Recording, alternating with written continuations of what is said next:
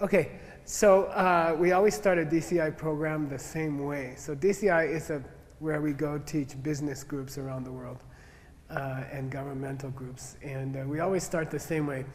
And I was thinking I would like to start that way tonight. First of all, I thought you guys might like to see how we do it.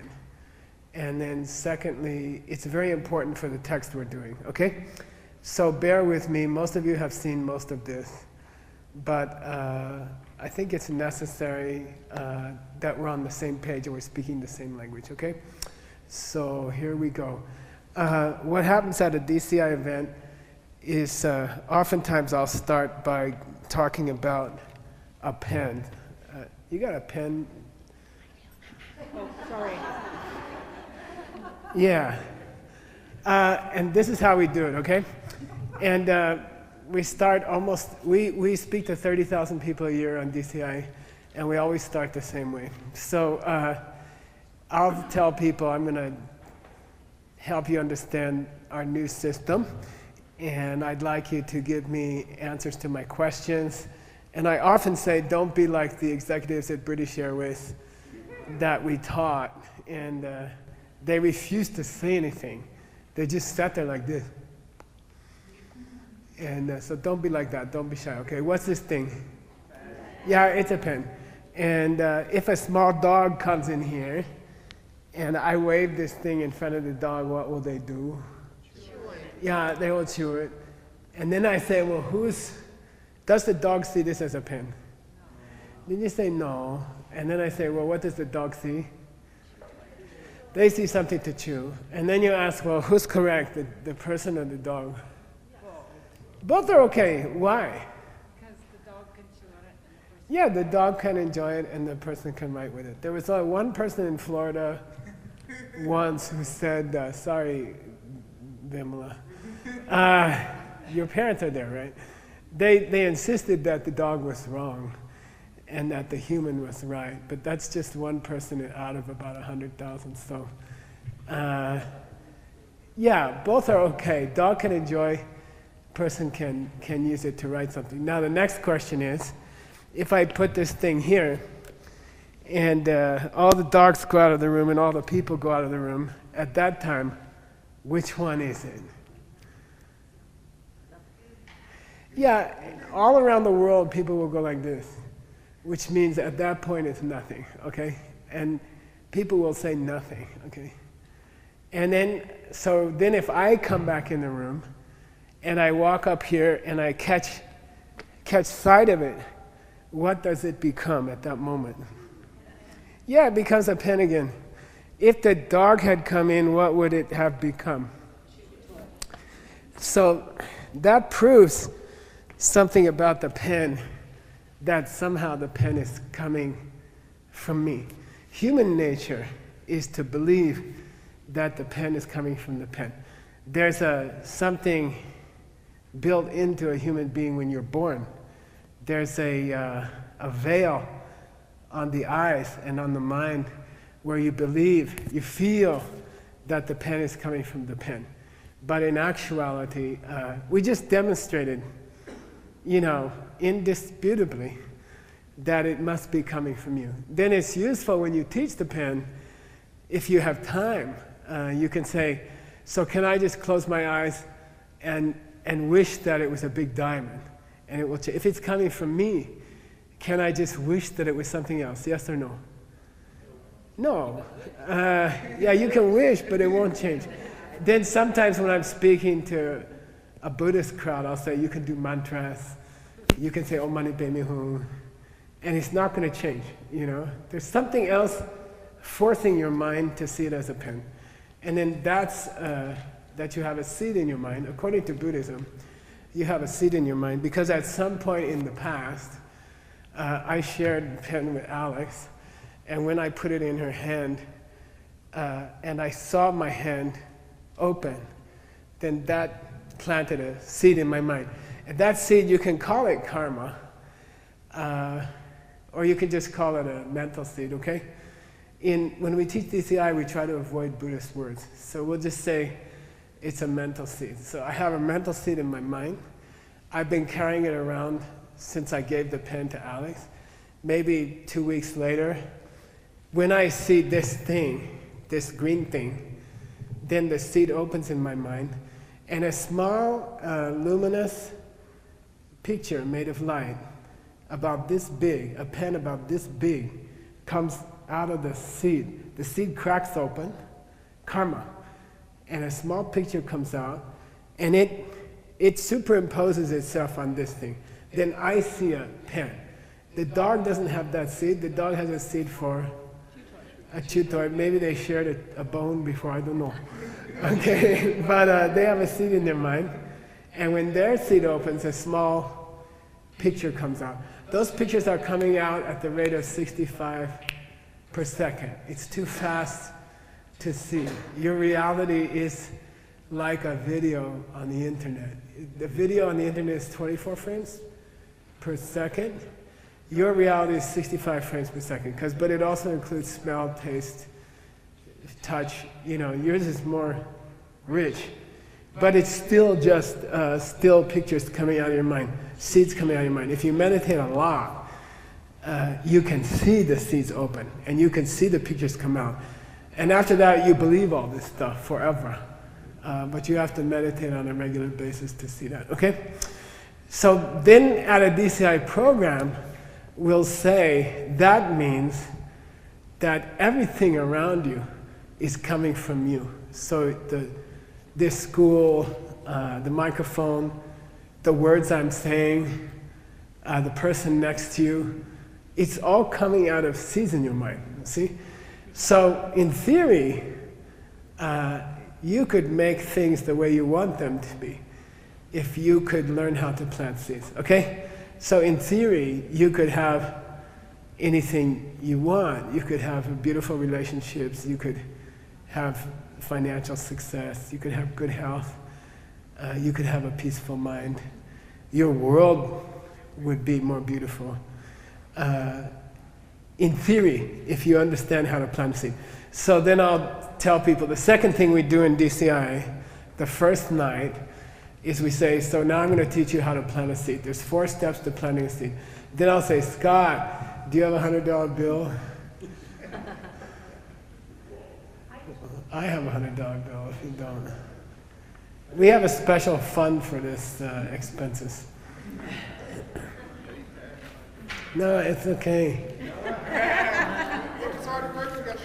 Okay, that's enough.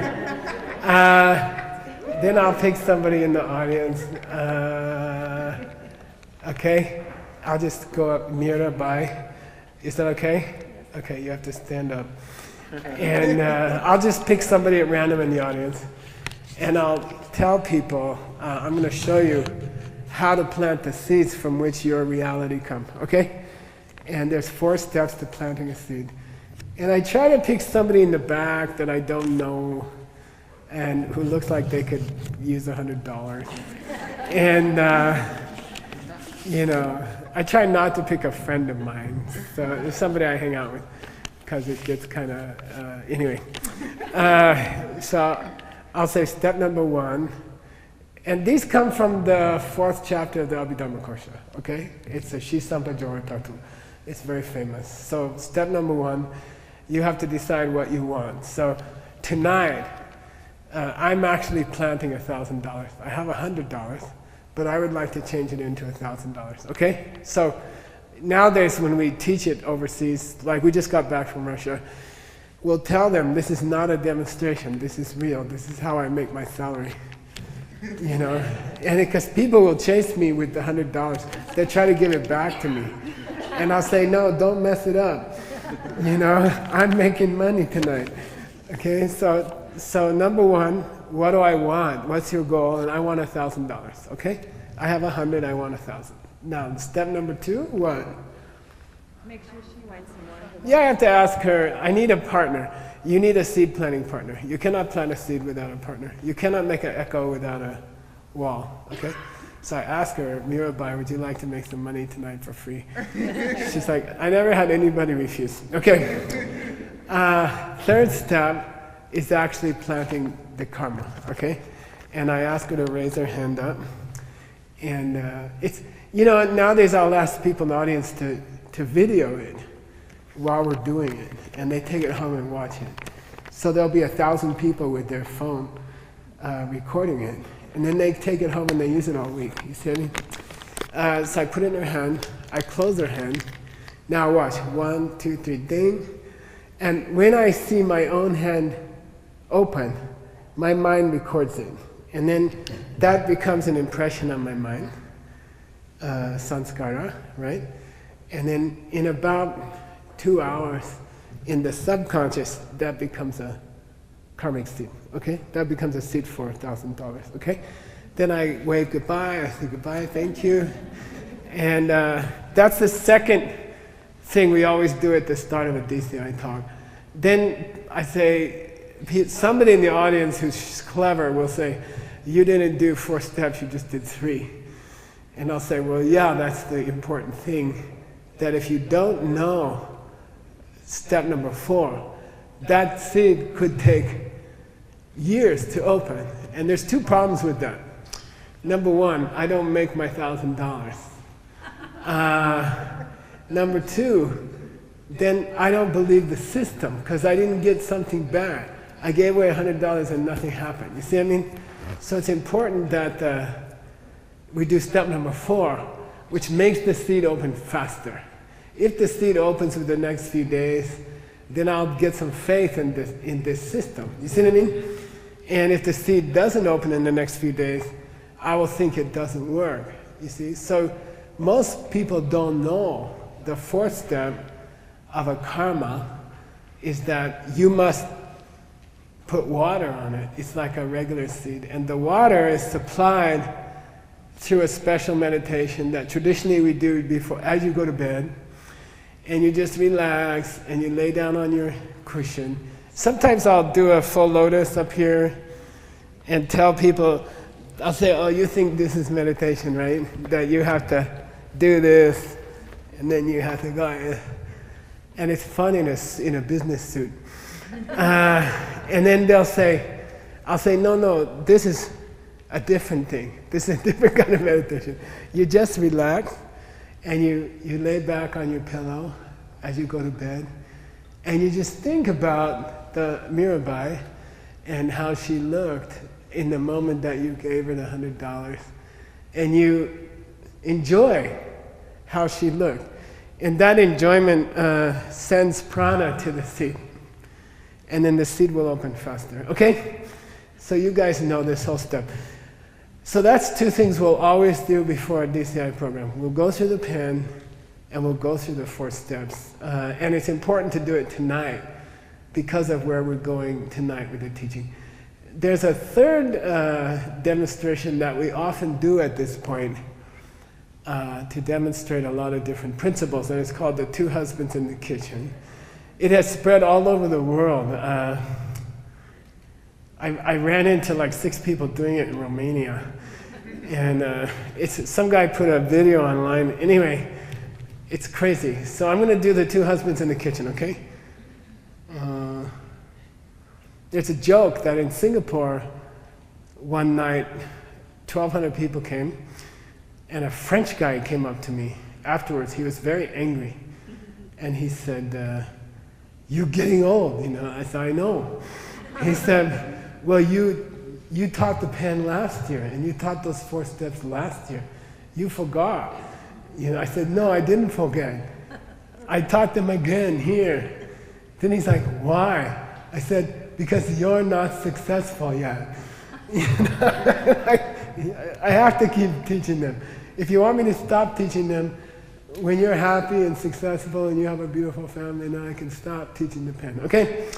So anyway, here's the 3rd demonstration that we always do. I need 2 husbands. Scott's going to be 1. Word's going to be 1, okay? And these seem a little bit silly, but we're going to demonstrate the importance of them shortly, okay? So I'm a normal working woman. I'm married to a guy. I have 2 kids. Will you guys be my kids? Okay, not yet. So I have 2 kids. I have a job for an international company. You know, I often work late. and I have to do the cooking, and I have to do the groceries, and I have to take the kids to school, and I have to make the money. This is modern times.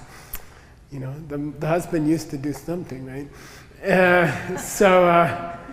You know, I'm coming out of work one night, and the boss grabs me and says, I need you tomorrow, you know. But they say it in that way which makes it clear that they're going to fire you if you don't come in tomorrow early. Okay? So they're like, don't forget, you have to come in early tomorrow, right? Like 1 hour early. And then you're like, yes, boss, okay, I'll do it. But in your mind, you're thinking, oh, this is going to be so difficult to coordinate with my kids and get everybody dressed and get them to school an hour early. It's going to be really hard, you know?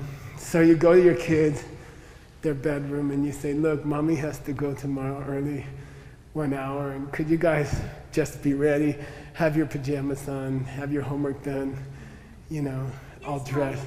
You agree? Yes, Mommy. Yeah, they agree, right? Okay, next day, you wake up an hour early, you come into their room, and they are fighting, and they are jumping on the bed, and they are screaming, and they don't have their clothes on. They still have their pajamas on, and the homework's all over the floor, and you say, you are the stupidest kids in Sedona, okay? And they start crying because they heard you, right? Who else heard you? Yeah, you heard you, okay? And that's karma. You see how karma is planted in your mind is you must see yourself do something, or you must hear yourself do something, or you must hear yourself think something, right? So every word I say, you are, it goes like this, and it enters my eardrum and it makes an impression on my mind, okay? And then after about 2 hours, that becomes a karmic seed. Next week, I'm coming home, I bought the groceries, you know, I picked the kids up already, and I'm tired, I'm exhausted, you know, and I'm really tired, and I'm coming home, and I'm thinking, I'm starting to wonder why I have a husband. You know, like, you know, but there's one thing he always does, he gives me hugs, he gives me really nice hugs, you know. So it's kind of worth it, you know. That's the one thing he does, which is good, you know. So I come home, I'm tired, I'm looking forward to a hug. I open the kitchen door and I go, "You're stupid!"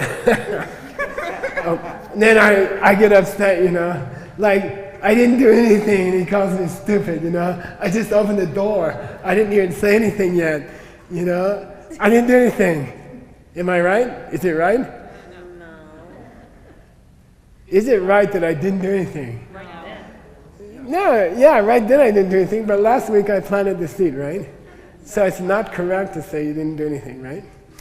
Now, how can you prove that your husband is correct when your husband calls you stupid for no reason at all? Tell him he's stupid. Yeah, respond. Yeah, I'm not stupid, you're stupid. Why? Well, who will hear it? You will hear it. And it will plant a seed in your mind. Then next week with the kids, the seed will open, right?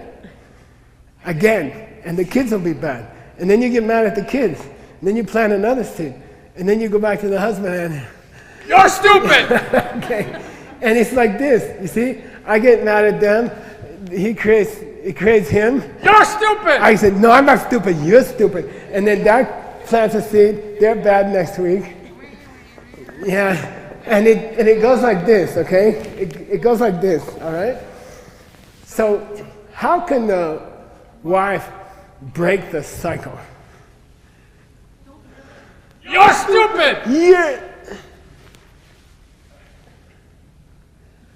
Yeah, okay. That's good, that's all right, you know. Then be calm. Go to the toilet, look in the mirror and say, "You're so stupid." Okay, got it? But don't answer him, okay? Then sometimes I like to tell all the wives in the audience, look, between you and me, all husbands are stupid. But don't say it, because then your kids will act up next week. So just be chill, you know? Just calm down, okay? Now, at this point I make a joke, I say, you're supposed to ask me why I have 2 husbands. Okay, like, then that usually people start laughing. You say, weren't you wondering why I have 2 husbands in the kitchen? Okay, now, these are 2 different husbands in the kitchen. There's always 2 husbands in the kitchen. Okay, always. There's 2 husbands in your house. Okay, there's always 2. Okay, but they're different. This one we can call came from yelling at the kids. This one came from my seeds. Okay, got it? This one came from my seeds. Got it? This one we can call him I didn't do anything. Okay, this is the I didn't do anything husband. All right, here's the I didn't do anything husband, and here's the husband who came from my seeds when they opened, like the pen, when I walked in the room. Okay, so now, when you teach it, you say, now, I'll tell you something amazing. One of these husbands really exists, and one of these husbands doesn't exist.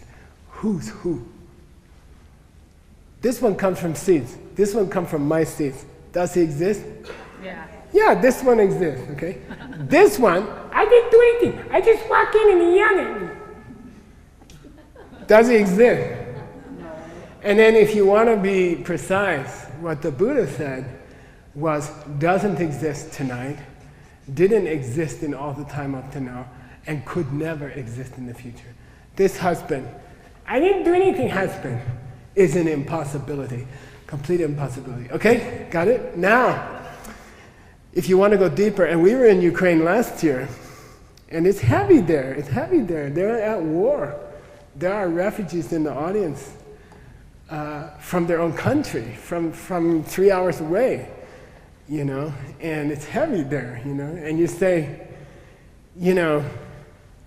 can we, when you get angry at the husband, okay, when you get angry that he called you stupid, right? Which one are you angry at? This one, who come from your seeds? You cannot get angry at him. Why? You understand that when he yells at you, it's coming from you. It's your fault. It's impossible to understand him and be angry at him at the same time. It's not possible. If you understand that he came from yelling at the kids, you just feel some kind of regret. You're like, oh, I should stop yelling at the kids. But you don't get angry at him. You're sorry for him. You're sorry that he's there. But you don't blame him, because you're the only person to blame. You understand that. So you don't get angry, okay? But when you do get angry, it has to be at Scott. Okay? When you do get angry, it has to be at a husband that you think isn't your fault. It must be. It's impossible to get angry at this one because you understand he's coming from you. But it's natural to get angry at this one because you think he decided to yell at you. You think it's him who decided to yell. You don't believe it's coming from you. Okay, got it? Now, when you get angry at this one. But this one doesn't even exist. And it's the same with all enemies. All enemies in the world.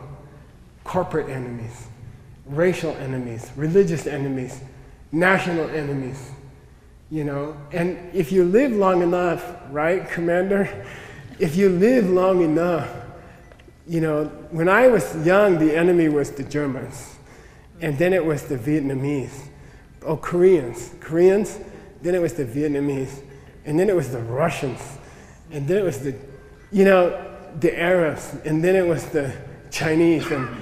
And when you live over 60, every 10 years the government switches the enemy. You see what I mean? Then you get suspicious after a while. You're like, but I thought the Vietnamese were the enemy. No, they're friends. But, and there's a different group you're supposed to hate every 10 years, okay? But the thing is, they don't exist, okay? So every war that was ever fought, like in the Ukraine, this was heavy, we taught it in Ukraine and people are like, you know, and every enemy that you hate doesn't exist. They don't even exist. 100 million people died in World War II by an enemy who didn't exist. You see what I mean? And then people are like, okay, so those are the three things. Now, for the Buddhists in the audience, okay, let's confuse things with Buddhist terminology. Let's load up these long words that confuse people so nobody understands, okay? So first one, where's the dependent origination here? Yeah, the wheel started here, 12 links, right? Started here, went over to there, and what's that called? You can call it samsara, samsara. Okay, you can call it the wheel of life, or you can call it dependent origination, ingwo. You can call it cause and effect. Okay, so that's cause and effect. That's dependent origination. That's samsara, and that's the wheel of life. And there's no other wheel of life. It's not a painting, and it's not a Buddhist philosophy, right? And dependent origination, dependent. This 8-syllable word. The wheel. How often do you have a wheel of life? How often do you set a wheel of life into motion? 65 times per second. No, I mean a couple times a day, maybe a couple times an hour. You are doing something that starts these wheels. So it's not like if you get reborn in the hell realm, you just you started a new wheel. It's not like that. You are spinning off new wheels with your kids every 10 minutes, you see? And then they spin off other wheels, and samsaras are going like that. Now, where's the emptiness here? Now, in this kitchen story, where's the emptiness? Yeah. The fact that he doesn't exist is emptiness, okay? There's no other emptiness, okay? Emptiness, everything you ever heard about emptiness is silly, and you can't use it, and it has no relevance to your life, okay? Close your eyes, think about nothing. Stare at black things for a long time. Watch your thoughts come and go in your mind. These have nothing to do with emptiness, okay? Emptiness means he's not there and he never was there. Okay, what's the gakja? Where's the gakja? Gakja means what is emptiness empty of? What's the thing that doesn't exist when you say emptiness? Emptiness means something you thought was there is not there. That's emptiness. Where's the emptiness here? Sorry, who's the gakja? Yeah, it's him, okay? He's the imaginary thing that isn't there. Okay, got it? Very important. Emptiness means emptiness of something, right? It's him. It's the emptiness of him, okay? That's the gakja. Now, where's the nirvana? Understand. Where's nirvana? In this story, come on. In the bathroom. The lady, when she calls. Yeah, in the bathroom's pretty good. Yeah, I would say that. Yeah. Definition in Tibetan. Yeah, it's when you stop getting angry because you understand where things are coming from. That's the definition of nirvana. Okay, so when she goes like this, and she stops, and she pauses, then she broke link number 1 in the wheel of life. She attacked marikpa, avidya, ignorance, and she's shutting down the wheel. Okay. And that leads to nirvana. That's nirvana. Okay, got it? If you have a lot of time and you want to get fancy, where's the 4 noble truths here? Where's the 4 higher truths? Truth number 1, what? This is the first teaching Buddha ever gave. I'm sure all these Buddhists know. What's the first one? Yeah, all things are suffering. Where's the suffering here? When he yells at her, it's not fun to be yelled at. Okay, that's the truth of suffering. Wait, that's not a truth. That's a sound. Shouldn't it be truth? Four truths should be a statement, right? All things are suffering. Is that the first truth of the four truths? Is it or not? No, it's a reality. No, it's the thing it refers to. Okay, got it? The four truths are four facts. They don't mean this is that. It's not a statement. There's not four statements as the four truths. That's a mistake, okay?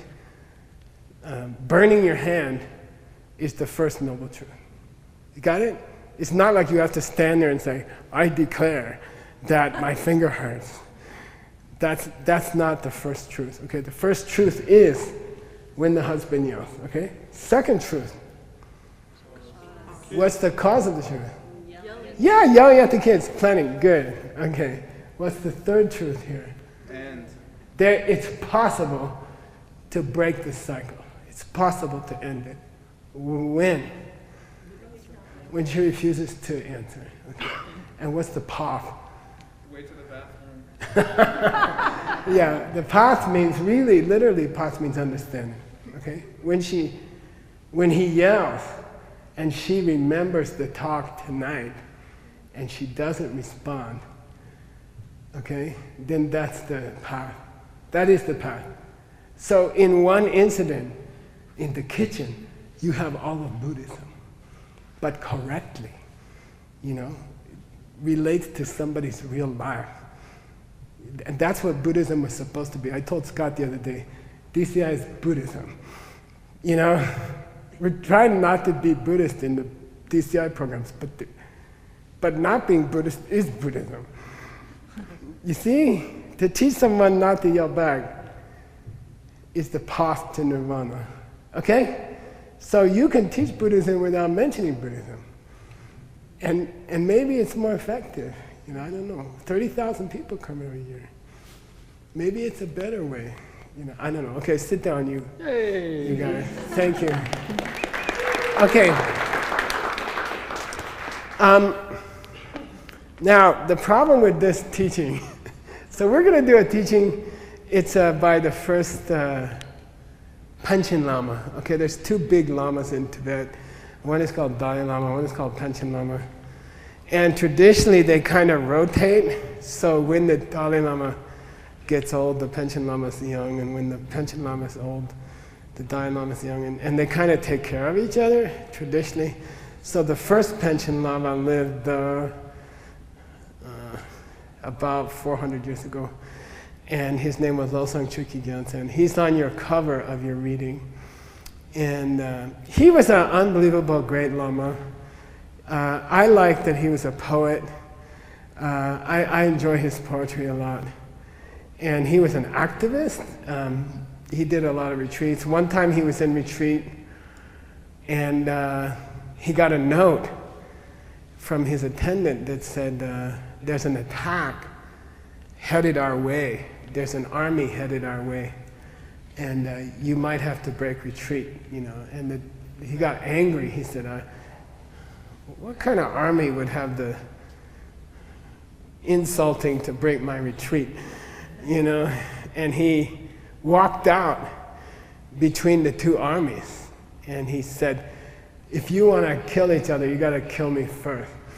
And he was already probably the most famous Lama in Tibet at the time. So there's a beautiful story that both sides were afraid to kill him. And then he said, by the way, let me talk to the two generals, And they came forward and he sat down with them in between the lines, And he said, look, being a big Lama is really financially successful. I've got bars and bars of gold, I'll split it with you guys if you stop fighting. And he bribed them to stop fighting, okay? So I really like him. I'm really attracted to him. And so he's written great books of philosophy, very, very deep. He wrote very beautiful books of devotion. Lama Chupa, right? The most famous devotional prayer in Tibet. he wrote it. We do it a couple times. When we do retreats, we do it. It's the first prayer I ever went to. They were doing Lama Chupa, offering to lamas, okay? But he wrote an extraordinary book called The Devil Debates an Angel, okay? It's called Dangzin Shangdep. Say Dangzin Shangdep. Shangdep means to have an argument. And Dangzin means the devil, okay? And so a devil debates an angel, okay?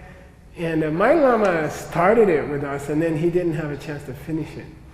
It seems like it's difficult to finish.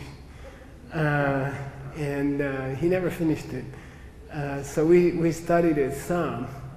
But I came back to it much later, and it's very, very, very beautiful. And when my personal friends asked me, could we just have a small, intimate gathering at the elementary school? And people can drive down from Colorado and stuff. You drove? You guys drove? Or you took a? Oh, okay. It's almost the same amount of time.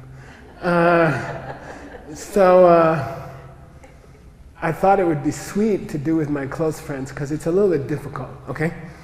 And we keep starting it over again because I keep not having time to finish it. So I have a proposal tonight. I'm just going to review the whole thing up to now, because if you're like me, this teaching has been spread out by 8 years. And I always forget last year's teaching this year. And I could just keep forging on, but there is a theme going through the whole thing. There's a logic to the whole thing. So I worked on it. I worked on a way to give it to you, the whole thing, in a logical flow, okay? And I thought we would do that. And I'd like to try to finish it. If you guys have time and we can get back together more often, maybe I'm thinking 3 times a year or something, we could finish it, okay? But it's up to you.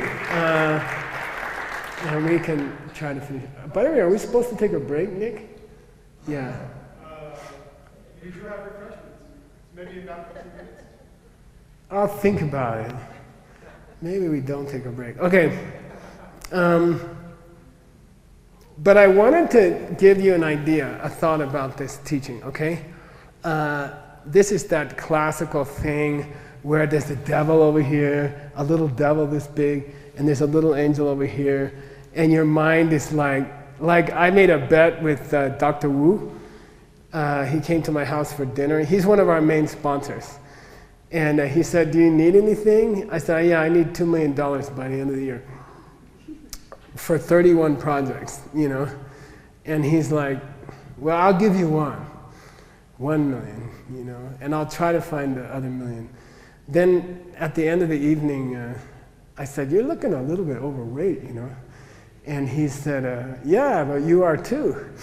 And then I said, well, he said, let's have a contest. During the last term, who can lose the most weight? And he said, if you win, I'll give you the second $1 million, And I was like, okay, And then I sent all my friends to his house with cookies and stuff, and chocolates, and then I didn't eat anything. I had, Veronica knows, I had watermelon juice for like 3 weeks.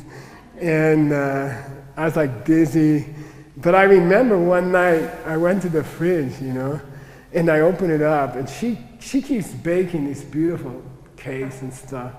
And I'm looking at this cake, that she made, and this thought came into my mind. Somebody's talking on this side of my head. This side of my head is like, no cake, $1 million. And then suddenly there's this thought. I heard it in my mind, and it said, come on, $1 million is not that much. What's $1 million? And I'm like, who's talking over there? And my hand went out, and then I'm like, wait a minute, that's not me. Who's talking over here? And so you get these things, and you get pictures, right, on the internet. they show an angel talking over here. The angel's like, oh, have watermelon juice. And then the devil's like, come on, your partner cooked you a nice cake, you're gonna not eat it. What's the big deal, $1 million, you know? And so we all have an internal conversation going on, okay? And that's what this book is about, okay? And he sets it in terms of meditation, okay? So anyone who's done a 3-year retreat, we have a bunch of people here who've done 3-year retreat. If you've done a 3-year retreat, you know that during a retreat, the conversation in your mind gets extremely detailed, you know. This part's talking to this part all day, you know. But during your meditation, it's particularly, I don't know, the arguments get almost laughable. It's like a comedy. It's like, wow, what's the big deal about $1 million? And this one's like, what are you talking about? You know, and when you meditate for a long time, if you stay quiet for 3 years, you become very aware of this schizophrenia in your own mind, that you have a good side of your mind and you have a bad side of your mind, okay? And according to Buddhism, you cannot remove the bad side of your mind until you understand that things aren't there. The second husband's not even there, okay? It's, according to Buddhism, it's impossible to stop anger permanently as long as you still believe the person you're angry at is even there. You see what I mean? You have to understand he was never there to defeat anger. It's the only way you will ever defeat anger, okay? So this whole book, 8 years of so far, is the mind in meditation fighting with the mind in meditation, okay? Angel and devil inside of meditation. But I think, this is my big thing tonight, okay? I think that the first Panchen Lama wants us to be more aware of the inner conversation we're always having, okay? And not just in meditation. You see, I think he's written a book about meditation as a trick to get us to realize that we are talking to ourselves all day. You know, there's always two people in your mind talking, right? I mean, same with you, same as I have. Do you have? And there's two parts of your mind, and they're in a constant conversation all day, right?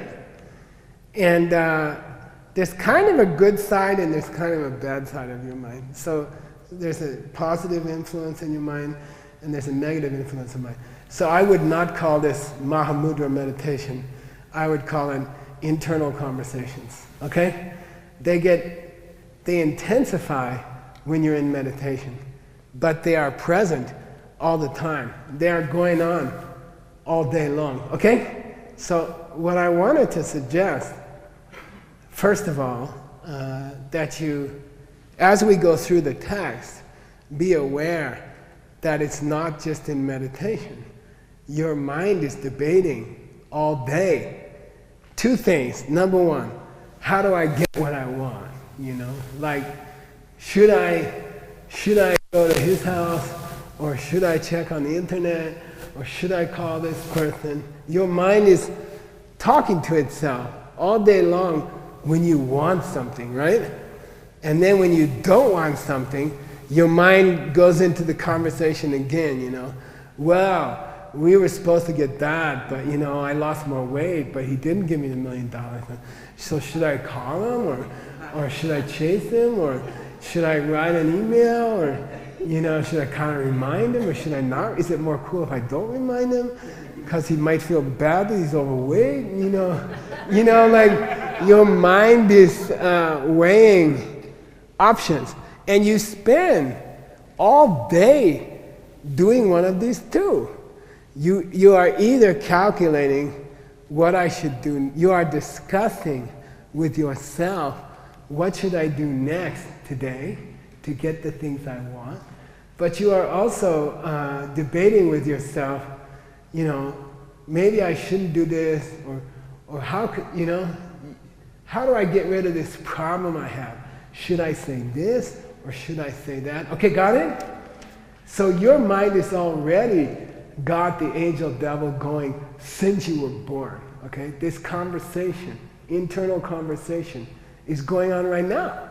You're like, is he gonna take a break? I don't know if he's gonna take a break. If he takes a break, should we stay? I don't know. Let's check the refreshments, see if they're worth it.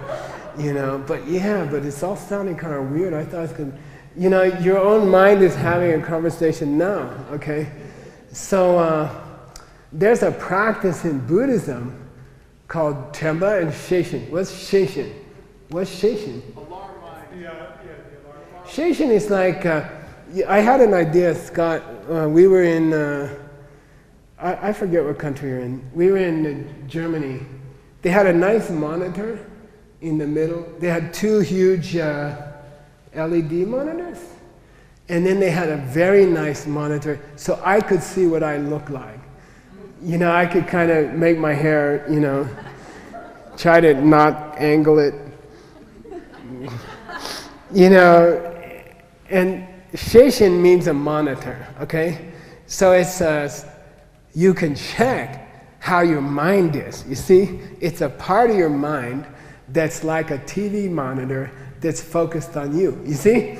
And you can see if your tie's straight. They're gonna take a photo, group photo.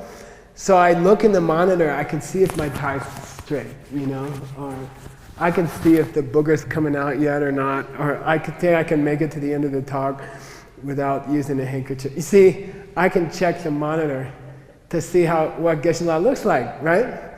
So we all have a part of your mind that meditators are supposed to develop purposely, which is a part of your mind that's a monitor of how your mind's doing. So while you're in meditation, every few minutes you're supposed to look at the monitor and see what's the condition of your mind, okay? That's called Sheishin. What's Tenpa? Recollection.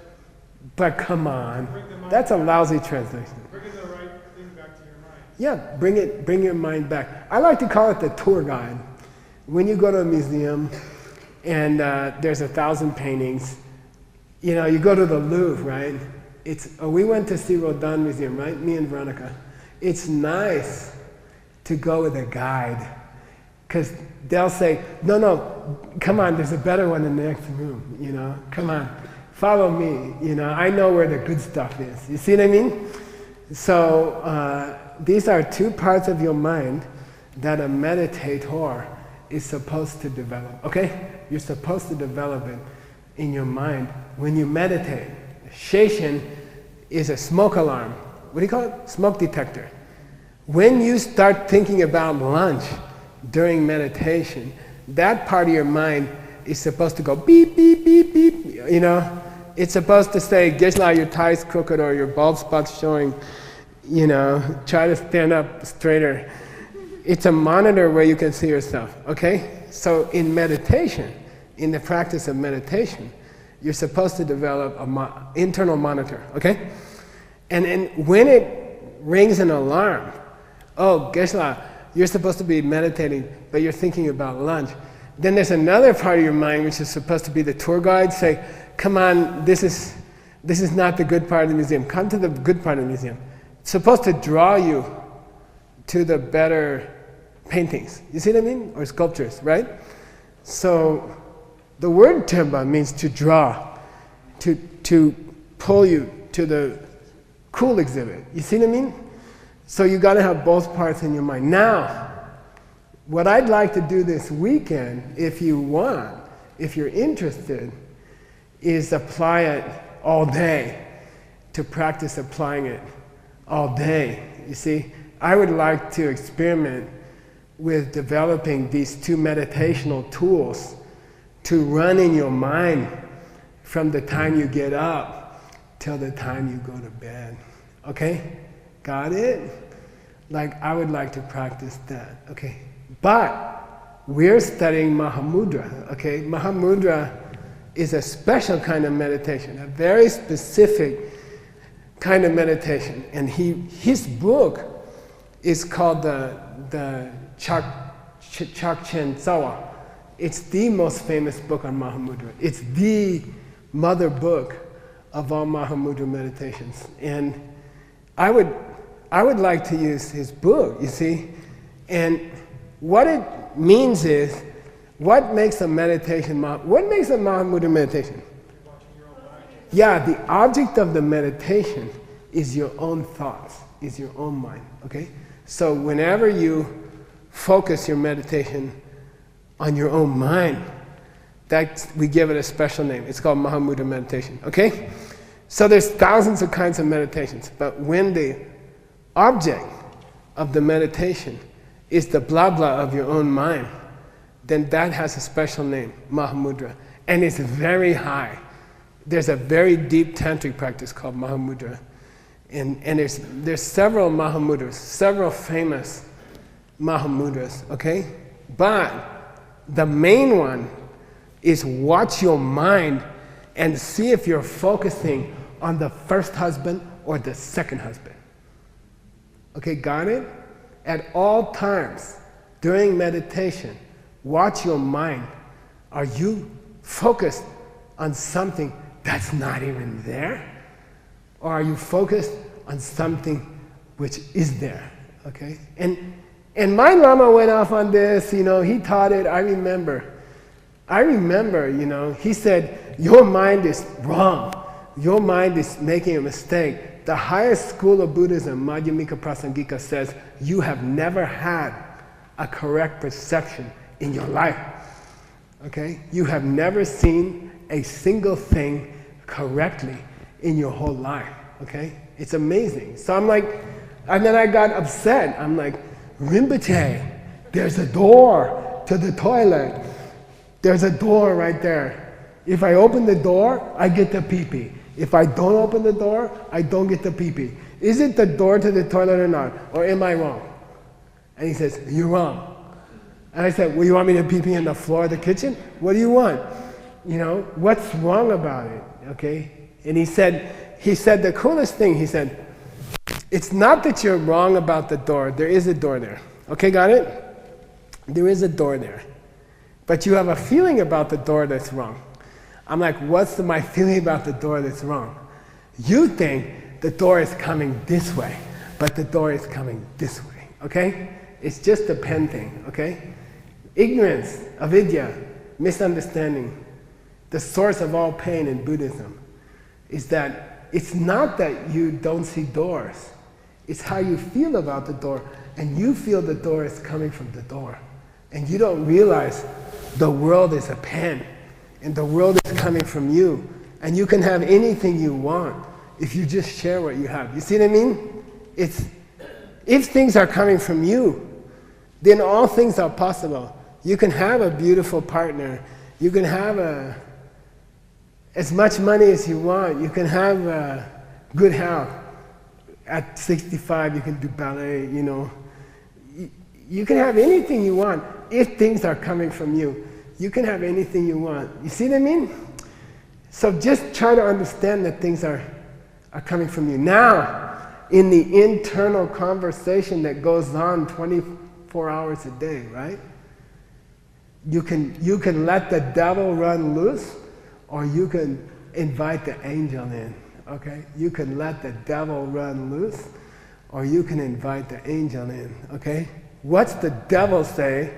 Okay, you're having trouble with somebody, right? Somebody at work you don't like. Okay, there's somebody at work that you're having trouble with. Okay, now I'm talking Mahamudra. Okay, so you're supposed to watch your mind.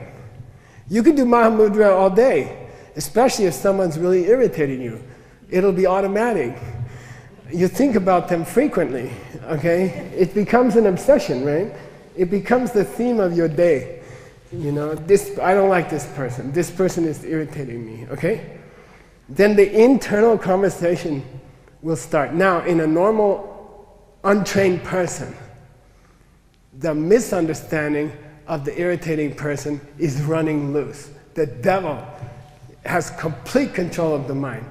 And you're thinking of ways to get them, or to stop them, or to make them embarrassed, or, how to, you're thinking of different ways to get them, okay? The devil's controlling your mind, okay? Now, if the angel steps in for 2 minutes, what's the angel say? This person's coming from you. Well, why? You planted them. Well, how? You were irritating last week. Understand? To your kids or something. And you planted this irritating person. Okay, got it? Now, in dealing with irritating people, you have 2 choices. Number 1, do it the old way, Try to talk to them, negotiate with them, try to get them in trouble with somebody.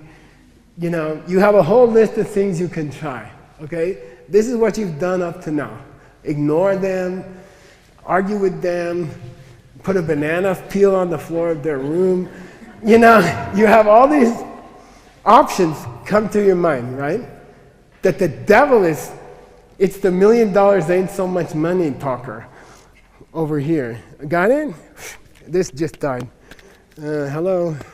I'll keep going, but you figure it out. Scott says it's because I hold it in the wrong place, but I don't know. Okay, I'll try to hold it up here. Then, if you're lucky, you go to the Mahamudra talk in Sedona, and you learn to think differently. The angel gets 5 minutes in your mind. The angel comes in and says, look, I agree the person is an asshole. Is irritating. I agree they are irritating. They really are. There's no debate about it. Your husband called you stupid. I'm not saying your husband didn't call you stupid. I agree. Your husband did a bad thing. I agree. But what we disagree about is where he's coming from. Okay? If he's coming from the outside, then okay, use banana peels. Okay? But if he's coming from your mind, if he's coming from seeds in your mind, wouldn't it be easier to just tweak a few seeds? You see what I mean? Okay, got it? Got it? You see, now you have a choice. Once you studied Mahamudra, you learn to watch your own mind all day. And your mind, when something happens that you don't like, it'll give you a choice. Hey, something's happening we don't like. What? The guy didn't pay the $1 million. Okay, what do we do? I think we should write an email or something. This is the devil talking, Then the good side of your mind, the angel's like, wait, calm down. Maybe you didn't keep some promises this week. Maybe if you kept some promises, you could change the seed. Maybe then the guy would keep his promise, because maybe the guy is coming from you. Okay? That's the angel side, okay? That's the angel, when you have a problem, okay? Number 1, when you have a problem. Number 2, when you want something, okay? I don't know, my husband doesn't give me hugs. He used to when we first got married.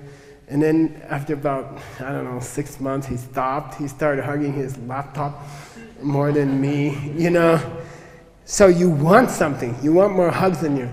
So the devil's like, okay, bribe him, blackmail him, tell him no more dinners if you don't get hugs. This is the devil talking, okay? The devil's suggestions are only good if things were coming this way, okay? But the angel's suggestions are good if things are coming this way. Got it? So the angel's like, no, wait. Give your kids more hugs. And you'll plant hug seeds. And then, since your husband comes from you, you will get more hugs. Okay? So the angel in your mind is suggesting different strategies when you're having a problem with somebody. Got it? And the angel in your mind is suggesting different strategies when you want something, when you want to get something. Okay, got it? Challenges and goals, okay? There's a devil way of looking at it and an angel way of looking at it, and there's a devil way of looking at it and an angel way of looking at it. And why I'm talking about that is you are studying the most famous book ever written about Mahamudra meditation. But I think he has phrased it as an internal discussion because he wants you to do it all day. Not when you're sitting on your cushion and and you invite the angel in and you invite the devil in. I don't think that's the point. Why did the first Panchen Lama, one of the greatest lamas of all time, why did he phrase this teaching as an internal discussion? I think he wants you to do it all day. So that's my suggestion for this weekend, is when we do meditation tomorrow, whoever's doing meditation, yeah, I mean, you could pick a challenge you have in your life, or you could pick something that you want in your life, and meditate on it tomorrow, okay? During the meditation time, you can start a discussion in your mind, invite the angel, and invite the devil, okay? And then have fun, okay? Your eyes are closed. You are in deep Mahamudra meditation. I would like to get more hugs out of my dork husband, okay? So then discuss strategies with yourself, okay? Discuss strategies with yourself. In your own mind, make a list. Okay, what's the old way? Oh, well, we would tell him no more spaghetti dinners unless I get more hugs, or no more hoochie coochie at night if I don't get hugs all day. This is the devil talking, okay? If things are not coming from you, those are good strategies, okay? If the world is not coming from you, bribes and blackmail are good approaches with your husband, okay? If the world's not coming from you. But if the world's coming from you, then giving your kids more hugs, or, I don't know, being more friendly to people on the street is gonna plant seeds to have your husband do what you want. So then, my suggestion during meditation, you could have a conversation in your mind. Okay, pick one challenge in your life, pick a person who's giving you trouble, and pick something you want, like I want more money, or I want better health, or something like that, okay? And then invite the angel and invite the devil and let them go at it. Hey, you talk for a while. Yeah, health. I heard there's a new doctor in Sedona. She's both Western and she's a naturopath. And she's got, 6 people say she's good, and she knows all about, blah, blah, blah, blah, expensive supplements that she happens to sell in the office. And, these are all, let your mind debate it, self-existent, let the devil talk, okay? Then let the angel come in. Excuse me, I have another suggestion. Oh, what's your suggestion? Maybe we could help some sick people. Maybe we could find some sick people. Maybe we could just talk to people that we know and try to find someone who needs a ride to the hospital once a week, and we could give them a ride once a week, and we could plant some health seeds, and then since the health of my body is coming from me, then my health will get better. You see what I mean? Got it? 2 choices. That's the angel, by the way, talking, okay? The devil is like, no, new supplements, ZZ vitamin, discovered in the Andes Mountains by frogs, no. And then this side of your mind is like, no, you can take those, that's okay, but first, help some sick people, and then buy the frog Andes stuff, and it will work. You see what I mean? Got it? So what I want you to do, what I propose during the meditation, you have to think about it. You have like 12 hours to think about it. It's a lot of time in my world. Think about something you want, and think about something you don't want. And let the angel and devil talk in your mind, okay? Let them go at it. Let them have a conversation, okay? And make these 3 days worth something, Okay, you're not studying another Tibetan book, the 236 Tibetan book you study with Geshe. You know, pick something you really want, or pick something you don't want, and then invite the angel and the devil into your head and have a conversation. And I have another proposal, which we're going to do some kind of exercise, right? Workshopping. So you will get a partner, okay? You will pair off in the afternoons, which are useless for teaching philosophy. So you might as well do something else. You pair off, then you be the devil and I'll be the angel for something you want. And then we'll switch, okay? So if I pair off with Chinzon, you know, and she says, I would like to get more hugs from my partner, or something like that. You know, you have this goal. So let's do a little acting? What do you call it? A skit? What do you call it? Role playing. Yeah, so you be the devil and I'll be the angel. You ready? Okay, so what are you looking for? Oh, no, I'll be the devil, you be the angel. What are you looking for? What do you want in your life? Just say hugs. Hugs. Yeah, so I was thinking, you're cooking every night and this guy's not giving you hugs. It's obvious what we should do. You know, just tell him you're too tired to cook because he's too tired to give you a hug. Okay, good? Then now you're the angel, okay? Yeah, that would work if it was coming from him. Then I should give more hugs and smiles. Yeah, something like that, you know, but don't forget you're talking to the devil. You're like, you gotta be condescending. Yeah, good idea, you know. We've done that for years, you know. We've tried to threaten hugs out of him. But did it work? You know? Well, no, it didn't, did it?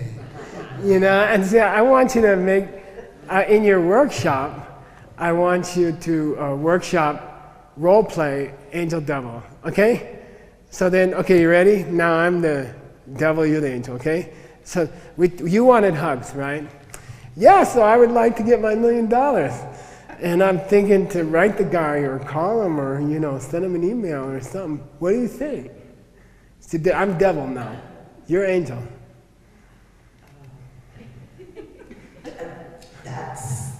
You're going to write a letter to him? Yeah, I mean, kind of hot, sarcastic, you know, like, I think to take a picture of my stomach and just send it without any explanation. No, you're angel, come on, you're angel. So you think that's going to work? Yeah, I mean, well, actually, it doesn't always work, but it's what I'm thinking about. You know, you see like this. How are you going to take the picture? That's going to make Then, no, sooner or later, she has to get around to planting seeds, okay? So maybe you should keep your promises. Then I'm going to say, yeah, but my promises are $10 promises. His promises are $1 million promises. How many $10 promises? I have to keep 100,000 $10 promises to get $1 million, right? That makes no sense. No, you're the angel. Come on, come on. A half a gram acorn creates a 5,000 kilo tree. Get it? Keep a few small promises. Yeah, okay? You're not a very good angel tonight. Okay? So I want you guys to role play it tomorrow, okay? First you pair off. One's the angel, one's the devil, okay? And the devil has to give stupid, self-existent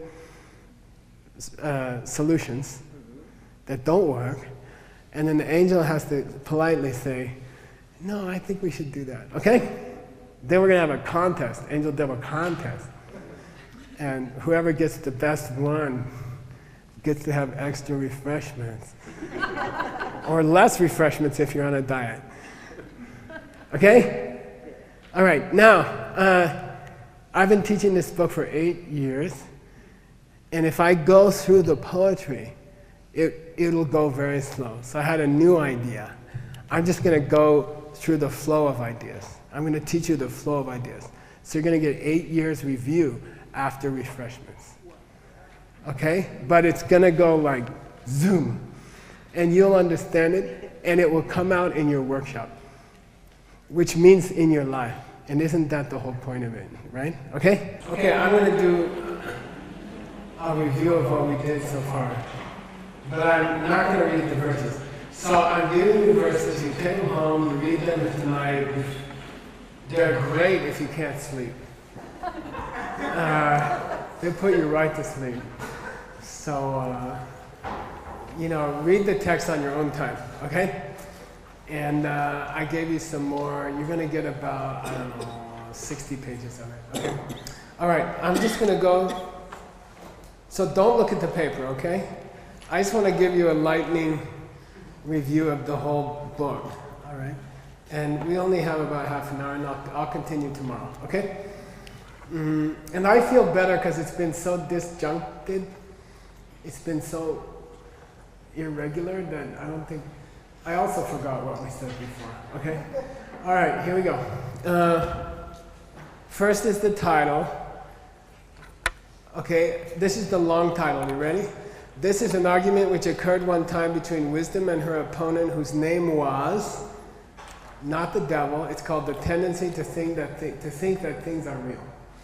Okay, and it all started when wisdom was identifying the word Mahamudra. Okay, in 3 parts of a person's life. Okay, so Maha means big, Mudra means seal. It's a big seal that a king has to stamp things, and it's very similar to the nuclear box codes that the American president has. Okay, like the king of an ancient times was supposed to keep his seal at hand, and because if a document had a seal on it, if the document said give this person $1 million, it was good if it had the king's seal on it. So the king was supposed to keep the seal nearby and never let it get out of his reach, okay? And it certifies things as real.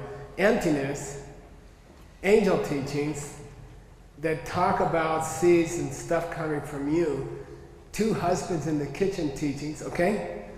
These have the stamp of emptiness on them, which means they're certified, organic, true. You see, if a teaching is stamped with this idea of Mahamudra, which means the big stamp, right? Then it's real, if it's teaching emptiness, okay? So that's basically the meaning of Mahamudra. Then later, Mahamudra became a tantric word for your partner, your spiritual partner, because you were supposed to never let them go. They were supposed to be like the king's seal, and you never, lose track of them. You keep them with you tight, okay? Right, V? Okay, agree? Okay, the second verse is, every great Buddhist book starts out by honoring the lamas of the lineage, okay? Like, you can't understand these things without a teacher, without a living teacher. So, it's traditional at the beginning of the book, he honors his teacher, okay? I'm just going to the verse, that's verse 2.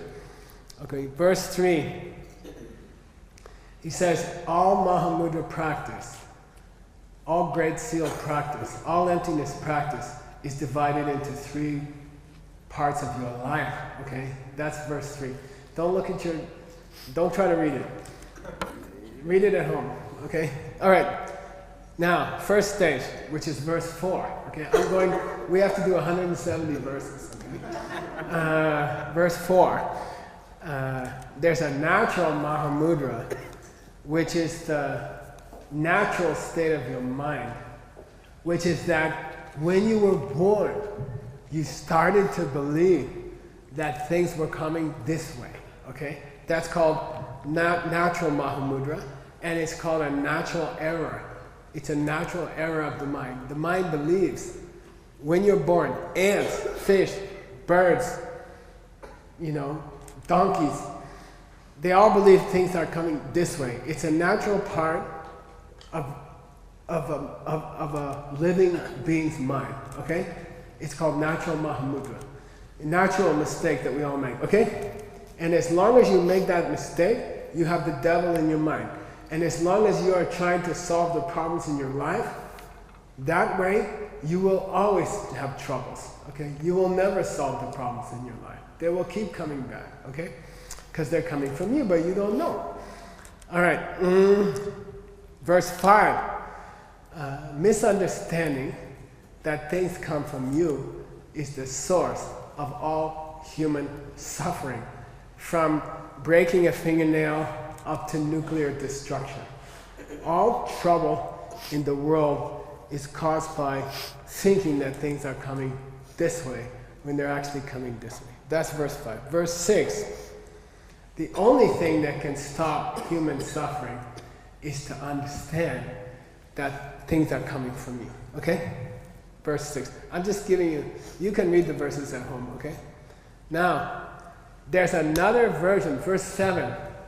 There's a second version of natural Mahamudra, which is called the clear light of death, okay? When you die, as you go through the process of dying, the inner winds reach a state of rest at which it's a very good chance to try to see emptiness, okay? So every human being, once in their life, is very close to emptiness by accident. And it's at a certain stage in the death process, okay? So that's called secondary natural Mahamudra. During the death process, I like to say it's like a New York subway, and they slow down, right? Before they get to 4th Street Station or something. And then you have a few minutes to get off. And then it takes off again. So every creature's mind, even animals, as they die, the train slows down for a few minutes. And if you know what you're doing, you can jump off. But it's very hard to do, okay? Anyway, that's also called the clear light of Mahamudra. Verse 8,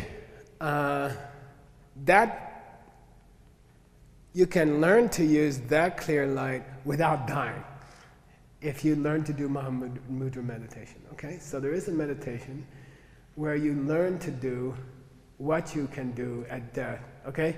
Both of those are called Path Mahamudra, okay? So there's a way to take the natural Mahamudra of the mind and use it as a path, okay?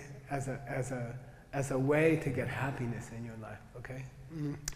Number 9, the ultimate Path Mahamudra, okay? The second kind of Mahamudra, right? First is natural, second is path. Path is you can do specific meditations to get the devil out of your mind, okay? There are specific meditations that make it too hot inside your head for the devil to stay, okay? And that's the goal of this book, you know. We're going to try to learn certain kinds of meditation that make it impossible for the devil to talk in your head. Imagine that Geshe Michael can stand in front of the fridge and look at one of Veronica's cakes and not think, you know, $1 million, not so much money. You understand? Like you can, what do you call it? Lobotomy. You can cut that part of your brain out, okay? You can make your brain pure with these meditations. Okay, number 10. When you get really good in Mahamudra and you can see emptiness directly, we call it the path of seeing, okay? And it's short, it's like 20 minutes. It takes many years to get there, and it changes your whole being, okay? Now, you can consolidate that understanding and make it part of your life, and that's called the path of habituation, and that's when you start using your knowledge of emptiness in the kitchen. Who's going to tell me where's the emptiness in the kitchen? Scott, good. Yeah, in a single word. Okay? That the irritating person in the kitchen who decided to yell at me is not there and was never there. Okay? Could not be there. Okay? No one in your life ever hurt you.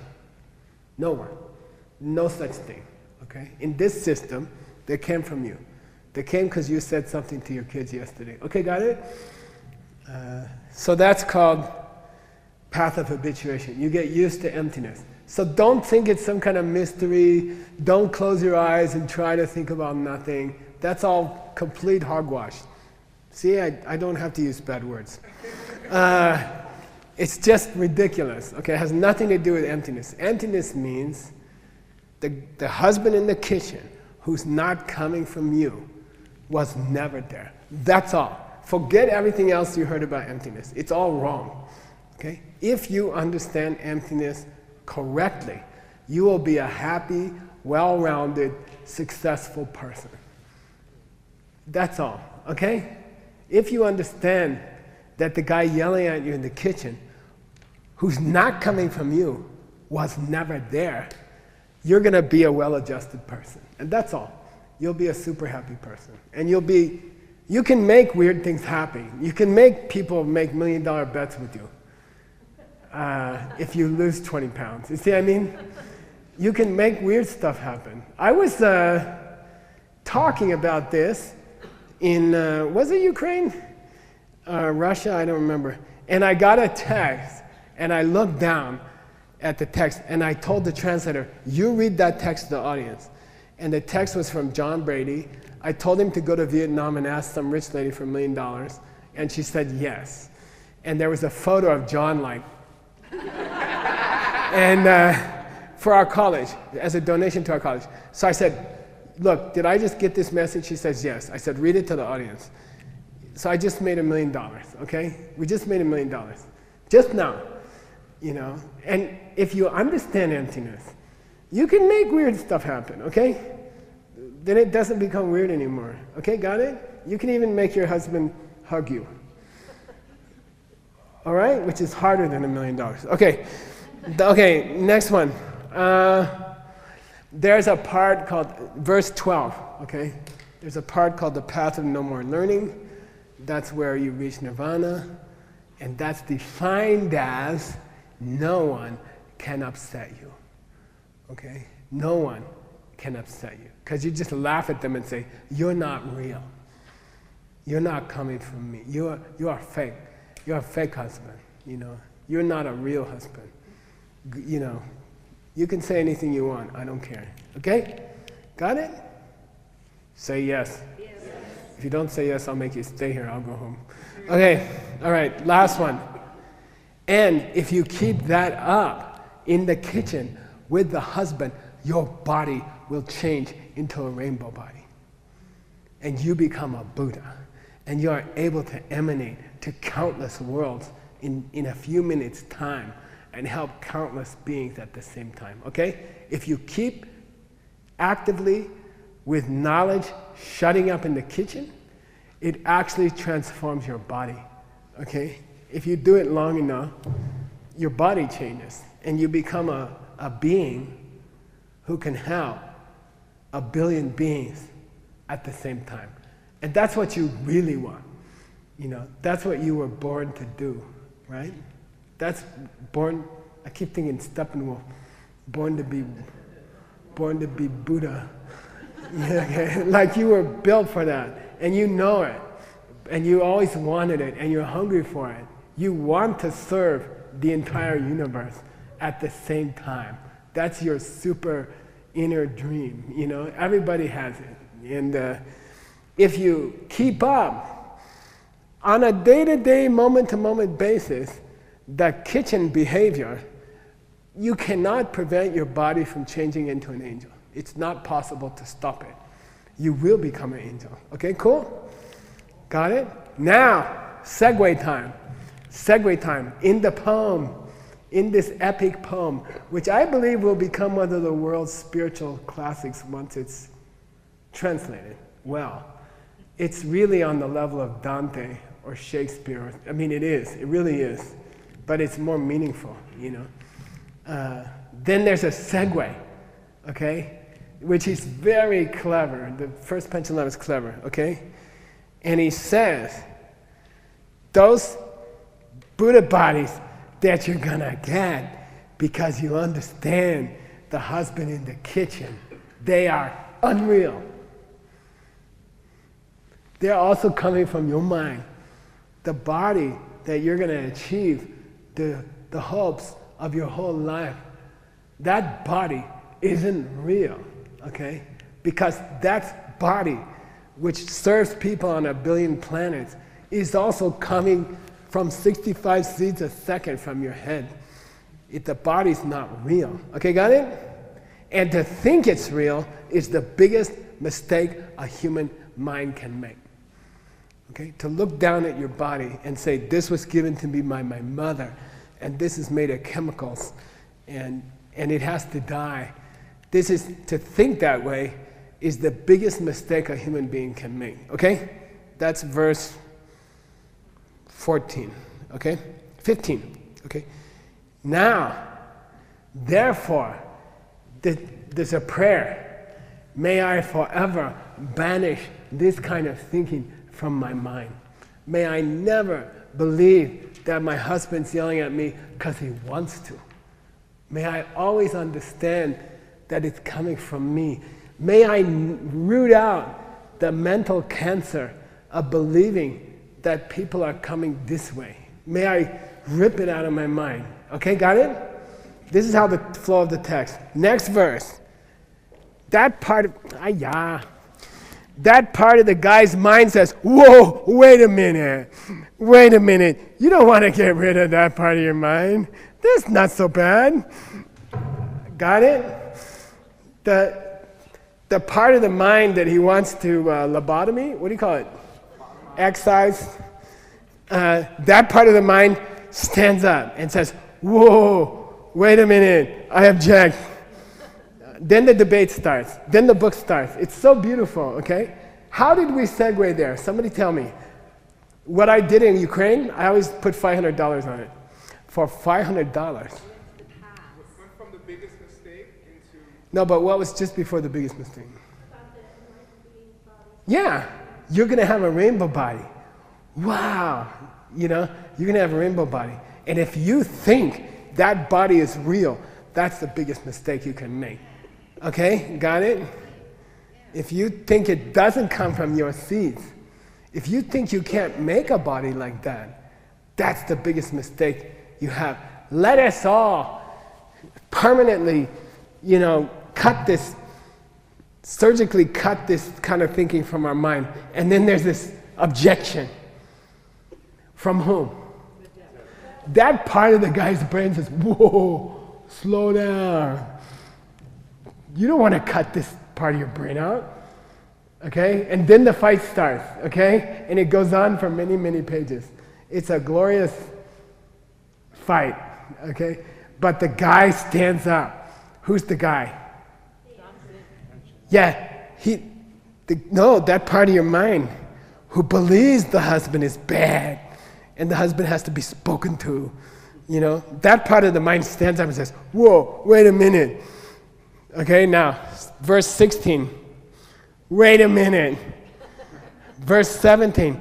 I have been your constant companion for your whole life. You can't cut me out of your mind. Okay? I'm part of who you are. Okay? Like, I always took care of you your whole life. Without me, your husband would go wild. He would say anything, I've always watched out for your best interest. It sounds like a senatorial debate on the radio. I've always watched out for you. You don't want to kick me out of office. I took care of you.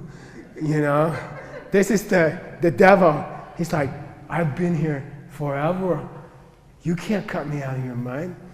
You're going to cut your whole mind out? Okay, verse 18. I'm like your father. I'm like your mother, who fed you your whole life, who got you your clothes, who got you your car, who got you your house. Competition. Fighting for what's your right. This sounds just like that debate. I heard the debate on the radio. It sounded just, I'm the one who stood up for you, without self-interest. Who's going to feed you?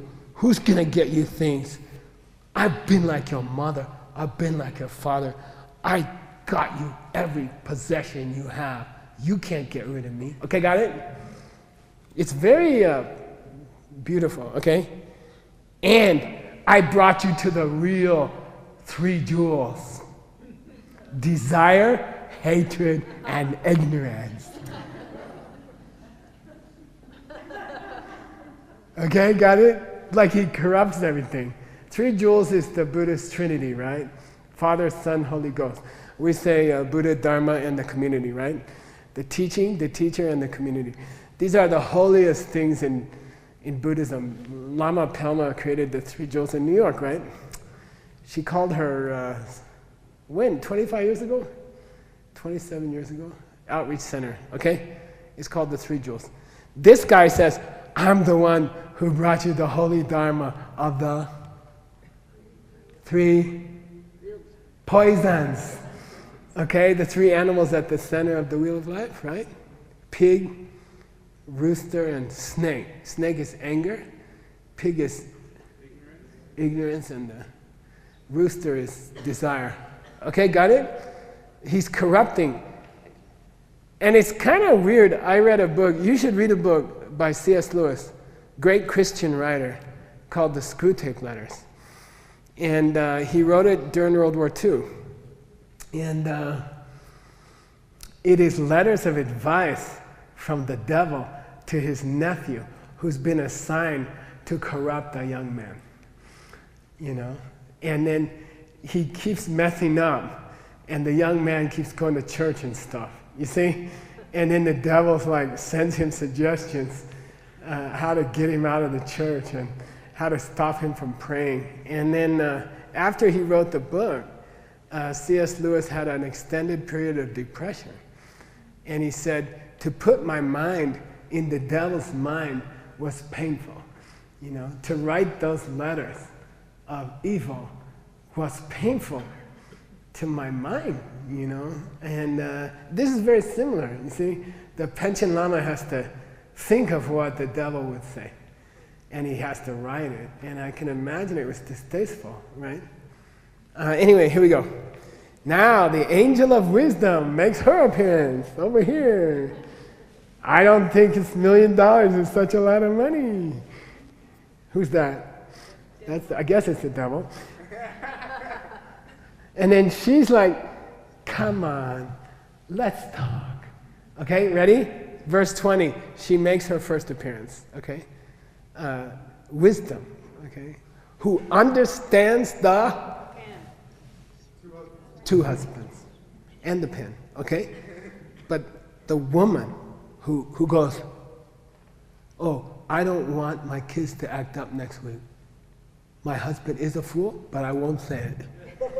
Okay, got it? Got it? Wisdom appears in the mind. And now the debate starts, okay? See how the flow is? Got the flow? He's like, you can't get rid of me. I took care of you. Who's gonna make you selfish if I don't? You know? Who's gonna make you get things for you? Who's gonna help you to watch out for number 1 without me, you know? You let this angel take over, you're gonna end up giving away all your stuff. What's wrong with you? Okay, got it? All right, she says, excuse me, where have you stayed my whole life? And the devil says, in your mind. And she says, mind? What mind? There is no mind. Okay, got it? She's like very innocently. She says, you've been in my mind? Oh, what's that? Where's that? He's like, come on, your mind, man. You know, where you think? She says, no, that's just something that comes from my seed. Got it? What you see as your home is the second husband. Who's she talking to? The devil. Okay? It gets hard in the first few lines. Got it? I'll say it again. The angel shows up and says, oh, you've been in my mind the whole time? You deserve to stay? You've been taking care of me? Well, what's the address of my mind? Where's the mind come from? Because he can't get it. When you hear a thought in your mind, it is popping out of what you said to people last week. Okay? You don't have thoughts. You are listening to them. You are the listener. Who's thinking them? They're just popping out of karma. They're popping like the pen picture, but thought pictures. Okay, got it? She understands that the devil doesn't even understand where he lives. Okay? She's like, you don't live in my mind. I do. What's my mind? It's the one where you think. I don't think.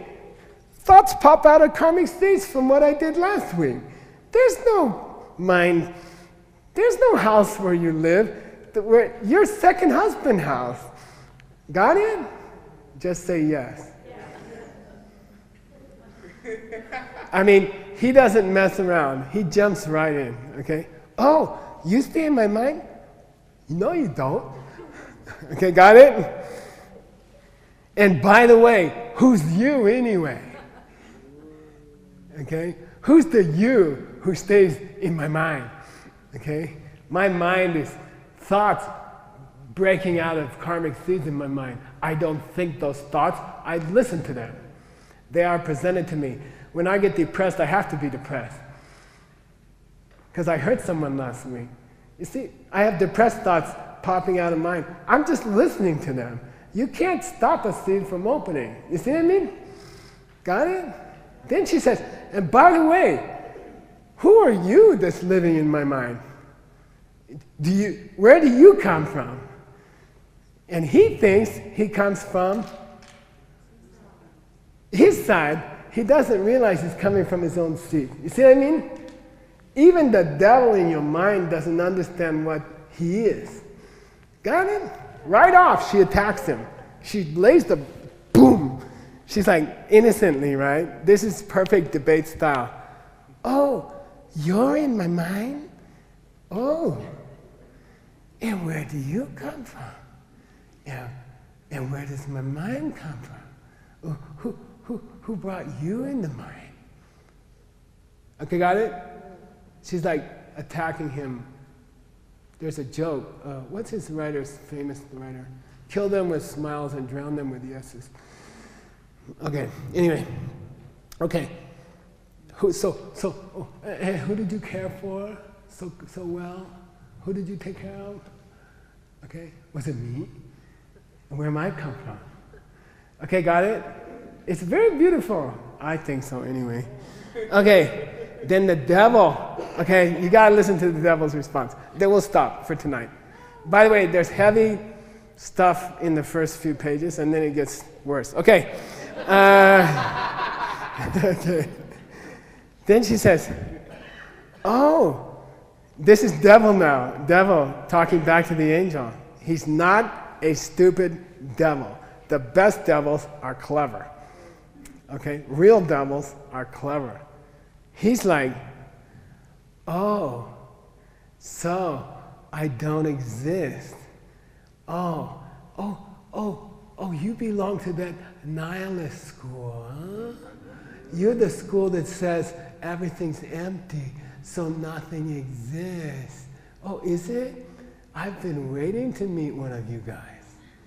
Okay, this is a classic enemy of Buddhism, okay? Who misinterprets emptiness and says, if things are empty, then nothing matters, and I can do what I want. Okay? It's a corrupt viewpoint of emptiness that says, if the husband is not in the kitchen, right, then I can kill people, I can steal things, it doesn't matter. It's all empty. You hear that sometimes, you know. I'm above morality. I understand emptiness, okay? Then he's like, oh, Miss Angel, you must be in that school, right? Because you say, I don't exist. Got it? Oh, gee, I thought I was dependently originating. I thought you Buddhists went around saying things come from causes. Oh, excuse me, you know, I didn't know angels thought we don't exist. that things don't exist. Got it? It's a classic misunderstanding of emptiness to say, if things are empty, they don't exist. She accused him of not existing, right? So he says back to her, oh, gee, I thought you were a Buddhist, but you're just one of those people that says emptiness means nothing. Oh. Okay, got it? Somebody nod. Chudzen's nodding, right? Okay. He's being sarcastic back to her. Oh, you're not a Buddhist, huh? You think emptiness means there's no husband at all, right? Because you just accused me of not existing in a brain that didn't exist. Good, good. Okay. Then he says, but may I quote to you Buddhism? I don't exist ultimately, but I exist nominally, in projections. I'm coming from seeds in your mind. It's not that I don't exist. I'm dependently originating. Isn't that what you used to say? Okay, got it? All right? You should be roaring if you're a real Buddhist. You should be like, okay. Never mind. Okay. Now, here's his final thing.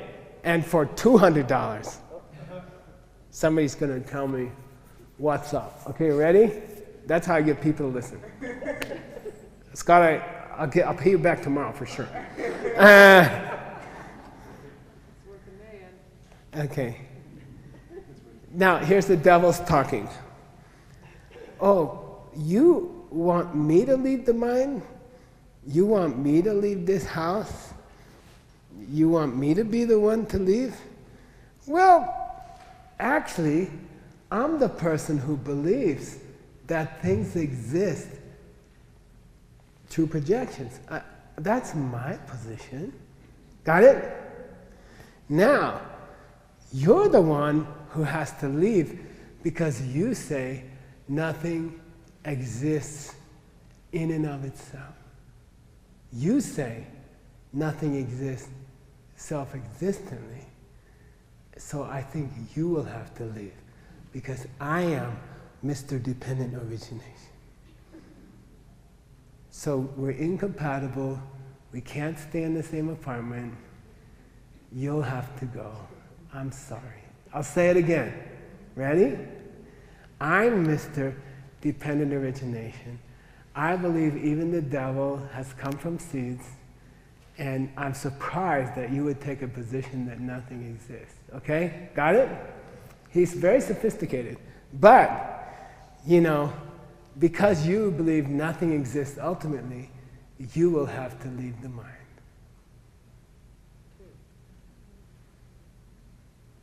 Okay, I don't give money to anybody. Now listen, you give me a good answer, you can go home. And me too. He believes things are coming from karmic seeds, dependent origination. Okay? It was the husband comes from the kids, right? Dependent origination. Got it? She believes the second husband doesn't exist.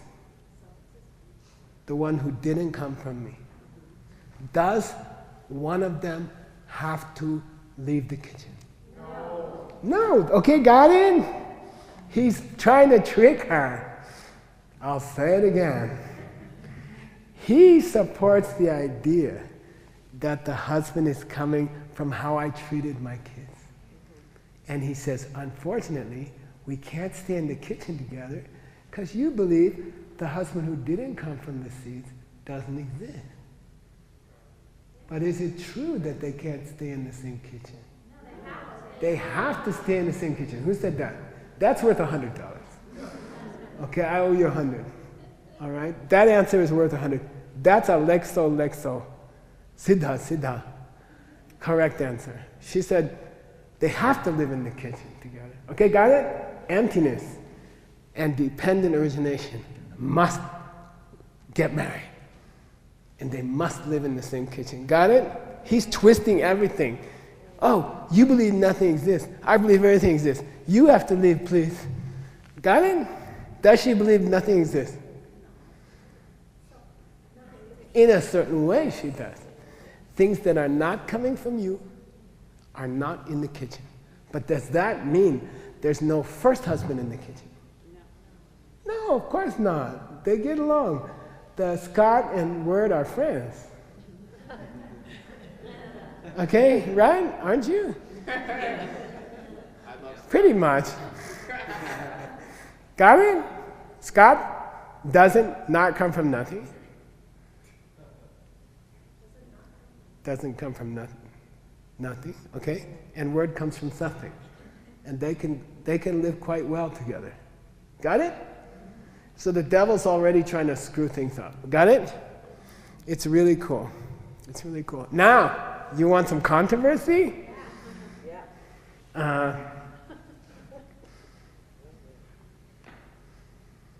She says, dependent origination does not exist, even nominally.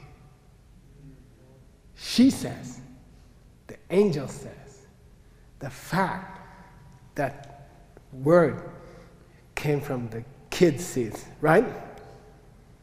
That also doesn't exist. Even as a projection, doesn't exist. True or false? False. Everything exists as a projection. Okay? But she says, cause and effect do not come from me. That's her answer. She starts from there. But you have to come tomorrow to find out why she's not completely wrong. I'll say it again. She says, you think things come from causes, from seeds, from how you treat other people. She says, no.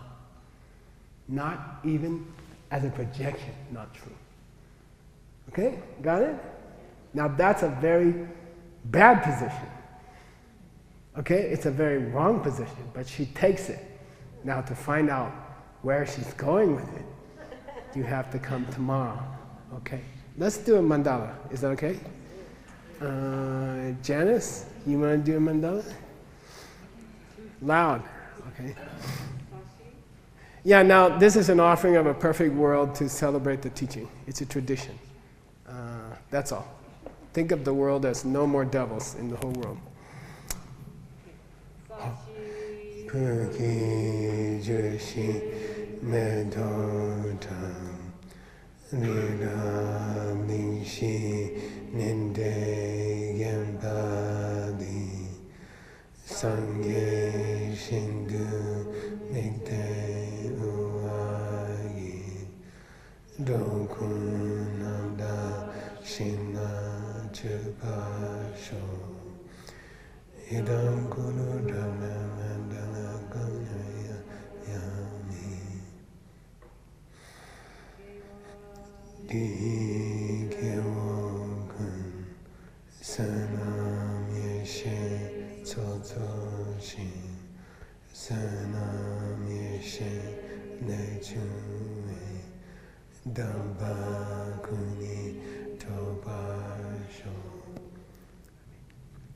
Okay, good night.